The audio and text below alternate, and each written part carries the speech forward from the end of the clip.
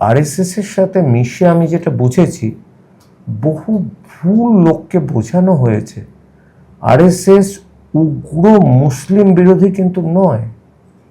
তারা ইন্ডিয়ান মুসলিমকে স্বাগত করে, যারা জিহাদি মুসলিমকে আরএসএস সহ্য করতে পারে না।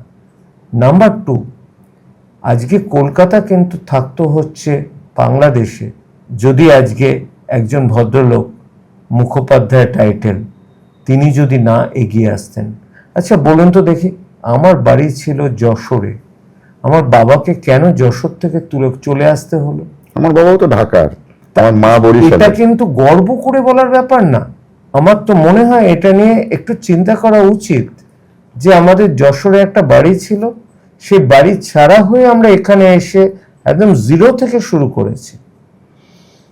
এখনো অত্যাচার চলছে, কারণ যতদিন না এডুকেশন মুসলিম কমিউনিটির মধ্যে ঢুকছে, মাদ্রাসাগুলো যতক্ষণ না কনভার্ট হচ্ছে স্কুলে, ততক্ষণ কিন্তু এই প্রবলেমটা চলতে থাকে। মাদ্রাসা হচ্ছে একটা এডুকেশন সিস্টেম, যে সিস্টেমটা কিন্তু অ্যাকচুয়ালি আপনি যদি খুব মন দিয়ে ভেবে দেখেন, এই সিস্টেমটা কিন্তু অ্যাকচুয়ালি এই স্কুল এডুকেশন সিস্টেমের থেকে অনেক পুরনো সারা বিশ্বে।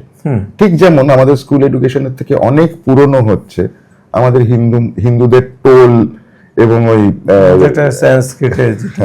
যেটা সংস্কৃতে যেটা হতো, পরবর্তীকালে যেটা মানে যাকে গুরু মানা হতো, অধ্যক্ষ বলা হতো, আশ্রম, শিক্ষার আশ্রম, সেগুলো হচ্ছে রেজিস্টার্ড মাদ্রাসা।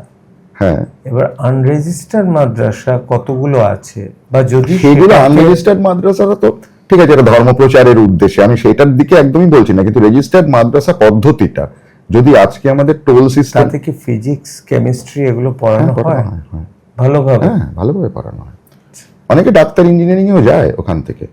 কারণ আমি এমন অনেক জায়গা দেখেছি, আমি মুর্শিদাবাদের ভেতরে ভেতরে ঘুরে আমি দেখেছি যে যেখানে এই পরিস্থিতিতে আছে, যেখানে কাছাকাছি ভালো স্কুলের থেকে ভালো মাদ্রাসা আছে, এবং তারা অনেকে কিন্তু হিন্দুরাও কিন্তু ওইখানে পড়তে যায়।